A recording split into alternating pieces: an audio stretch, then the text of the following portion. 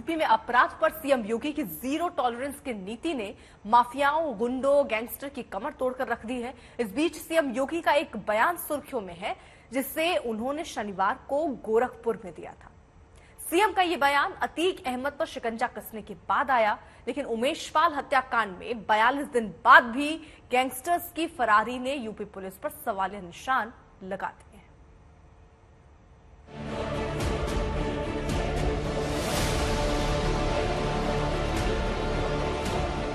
Court उन्हें सजा सुनाती है तो उनकी पैंटें भी गीली होती हुई देखती है। ये माफियाओं के खिलाफ मुनादी है। सुन ले, समझ ले कि अगर किसी ने यूपी में कानून के साथ खिलवाड़ किया तो योगी राज में क्या हश्र होगा। कानून व्यवस्था के लिए तो कहना ही क्या है। जो लोग पहले उत्तर प्रदेश की कानून व्यवस्था को दता बताते थे, आज आप देख रहे होंगे उनके सामने स्वयं के जान के लाले पड़ रहे हैं। जब कोर्ट उन्हें सजा सुनाती है तो उनकी पैंटें भी गीली होती हुई देखती है।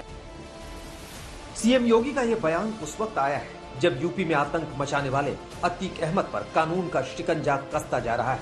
उमेश पाल हत्याकांड का यह आरोपी अभी साबरमती जेल में, इसका भाई अशरफ यूपी की बरेली जेल में है। अतीक की पत्नी शाइस्ता फरार है। अतीक का बेटा असद का कोई सुराग नहीं। जनता देखती है कि कैसे माफिया पहले जनता को तबाह करते थे, उद्योगपतियों को धमकी भेजते थे, व्यापारियों का अपहरण करते थे, और आज उनके सब सिट्टी पिट्टी गुम है। सबके सामने जान के लाले पड़े हुए हैं। कानून का राज होगा। कानून के अलावा किसी को कानून के इतर कार्य करने की इजाजत कतई नहीं दी जाएगी।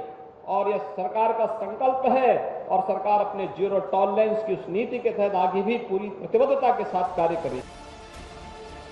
यूपी में हालात यह है कि जो खुद को माफिया और डॉन समझते थे वो आज खौफजदा है, और ये खौफ यूपी की कानून व्यवस्था के लिए अच्छा है।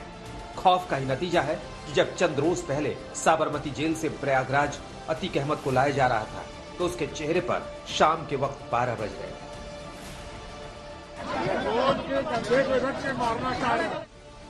यूपी सरकार ने डॉन माफियाओं के खिलाफ जबरदस्त तरीके से कानूनी डंडा चलाया है और इसकी गवाही आंकड़े भी देते हैं। 2017 से अब तक 10,531 एनकाउंटर हो चुके हैं। 22,597 अपराधी गिरफ्तार किए गए हैं। 4,710 अपराधी पुलिस मुठभेड़ में घायल हुए और 172 इनामी बदमाश पुलिस की गोलियों से मारे गए। ये आंकड़े बताने के लिए काफी है कि योगी राज में किसका सिक्का चलता है, लेकिन यही आंकड़े की दुहाई विपक्ष देकर योगी सरकार पर निशाना भी साधती है। यूपी पुलिस को एनकाउंटर पुलिस का तमगा भी देती है।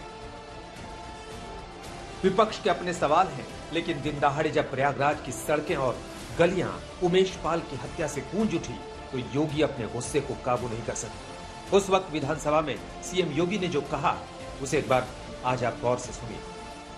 अतीक अहमद के खिलाफ पीड़ित परिवारों ने मुकदमा दर्ज कराया। उसके परिवार के खिलाफ वो समाजवादी पार्टी के द्वारा पोषित माफिया है और उसकी कमर को तोड़ने का काम हमारी सरकार ने किया है। और फिर मैं कहता हूं इसे हाउस में कह रहा हूं, इस माफिया को मिट्टी में मिला देंगे। सरकार किसी है, सरकार किसी है, गफलत में हो, ये माफिया है, इनको मिट्टी में मिलाने का काम करेंगे। अपराधियों के सफाई को लेकर सीएम योगी की अवधारणा साफ है। इसमें कोई इधर उधर जैसी बातें नहीं है। यही वजह है कि उमेश पाल हत्याकांड में अब तक अतीक अहमद और उसके गुर्गों की 1000 करोड़ से अधिक की संपत्ति कुर्क की जा चुकी है। उमेश पाल हत्याकांड में भी अतीक के आशियाने पर बुलडोजर चल चुका है। लखनऊ, प्रयागराज और कई अन्य जगहों पर उसकी कई संपत्ति जब्त की जा चुकी है। सरकार का नॉन स्टॉप एक्शन अभी भी जारी है।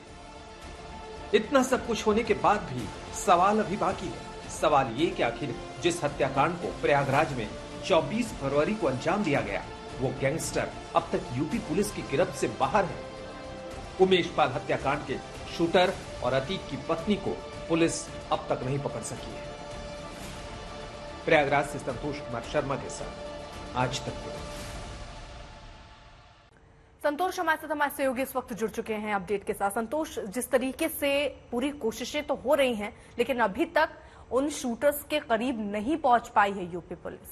इन सब के बीच कई खामियां भी नजर आती हुई दिखती हैं, चाहे वो बरेली जेल में 8 लोगों का पहुंचना हो, 2.5 घंटे वहां पर बातचीत करनी हो, पूरी प्लानिंग बनानी हो, या फिर शाइस्ता के घर पर ही शूटरों का पहुंचना हो, वहां पर पूरी प्लानिंग बनानी हो, या अपने भागने की पूरी साजिश बना लेनी हो, कर लेनी हो, 4 कदम पुलिस से आगे होना हो। इन सब में वो लोग आगे दिख रहे हैं, पुलिस पर कई सवाल खड़े हो रहे हैं। देखिए, सवाल जरूर खड़े हो रहे हैं, लेकिन हमको ये याद रखना होगा कि अतीक अहमद का साम्राज्य 40 सालों का, आपराधिक साम्राज्य का, उसका सिस्टम 40 सालों से खड़ा हुआ है। 40 सालों से उसके लिए लोग काम कर रहे हैं। यही वजह है कि जेल से लेकर के सड़क तक अतीक अहमद के लिए डेडिकेटेड लोगों की, उसके शूटर्स हैं, उसके पास बमबाज हैं, और तो और सरेंडर कराने वाले लोग भी हैं। और उसको नेस्तो नाबूद करने के लिए ही जो अब कार्रवाइयों का दौर शुरू हुआ है, कि चाहे वो अतीक अहमद के साथ साथ अब उसकी बहन आयशा नूरी, जो उसकी पैरवी कर रही थी उमेश पाल हत्याकांड के बाद से, लगातार अतीक और अशरफ को बेकसूर बता करके आशंका जता रही थी कि पूछताछ के नाम पे उनके भाइयों का एनकाउंटर हो सकता है। लगातार असद के बारे में कह रही थी कि नहीं, वो तो घटना के दिन लखनऊ में मौजूद था, लेकिन अब शिकंजा कसता जा रहा है। इन लोगों के लिए एक पूरा सिस्टम। और दूसरी चीज, उमेश पाल हत्याकांड को की साजिश को 4 से 5 साल से ये लोग प्लानिंग कर रहे थे। उमेश पाल की हत्या के लिए 4 साल से प्लानिंग हो रही थी, और इसका जिक्र एक FIR में भी हुआ, जो अतीक अहमद ने एक व्यापारी को धमकाते हुए कहा था कि उमेश पाल की जिस दिन हत्या होगी उस दिन नेशनल टीवी पर 15 दिन चलेगा। तो आप सोचिए कि वो उसके दिमाग में पहले से था कि इस हत्याकांड के बाद क्या हंगामा खड़ा होना है। तो जाहिर सी बात है कि उस हंगामे के बाद उसको पता था कि क्या हो सकता है, और उससे बचने के लिए उसने तमाम कोशिशें की, तमाम एहतियात बरती। आईफोन का इस्तेमाल कर रहे हैं, फेस टाइम का इस्तेमाल कर रहे हैं, फेस टाइम के जरिए एक दूसरे से पहले भी बात की। अब फर्जी नाम पते पर जो सिम प्री एक्टिवेटेड लिए गए थे उनका इस्तेमाल कर रहे हैं। और दूसरी बात कि इन लोगों ने अपने जो हाइडआउट्स हैं, उन हाइडआउट्स को नए हाइडआउट्स बनाए, यानी ऐसे व्यक्ति जो कभी अतीक अहमद या उससे जुड़े लोगों के कभी कॉल डिटेल में नहीं आए, कभी संपर्क में नहीं आए, उनके घरों में छिपे हुए, और कहीं मूवमेंट इनका भी ट्रेस नहीं हो पा रहा है। ये वजह है, जिस दिन ये ट्रेस होंगे उनकी कोशिशें जारी है, इनके लोगों के ऊपर शिकंजा कसा जा रहा है जो पनाह दे सकते हैं या पनाह देने वालों के संपर्क में थे। तो ऐसी तमाम जगहों पर दबिश जारी है। उत्तर प्रदेश समेत 9 राज्यों में दबिश चल रही है। यूपी पुलिस, यूपी STF लगी हुई है। प्रयागराज पुलिस की डेडिकेटेड 19 से ज्यादा टीमें लगी हुई हैं। शाइस्ता की गिरफ्तारी के लिए 3 टीमें लगी हुई है। कवायद जारी है। लेकिन हाँ, ये जरूर कह सकते हैं कि रिजल्ट 0 है। 42 दिन बाद भी उमेश पाल हत्याकांड के शूटर यूपी पुलिस की गिरफ्त से बाहर है। उनकी गिरफ्त तो दूर, उनका साया नहीं छुपा रहे हैं। ये अलग बात है कि अभी यूपी पुलिस उनकी कहा जा रहा है कि उनके पास कुछ ऐसे सबूत, कुछ ऐसी जानकारियां नहीं मिल पाई है जिससे लगे कि हाँ, ये पकड़े जा सकते हैं। लेकिन लगातार ट्रेस कर रहे हैं, लगातार चेस कर रहे हैं उन लोगों को, और जानकारियां जुटाई जा रही हैं। पुलिस अपना काम भी कर रही है, दिन रात टीमें लगी हुई हैं। लेकिन इनका जो प्लान था वो फुल प्रूफ प्लान था, चाहे वो शूट आउट को अंजाम देने का या फिर एस्केप प्लान था। उसी की वजह से वक्त ये लग रहा है। जी।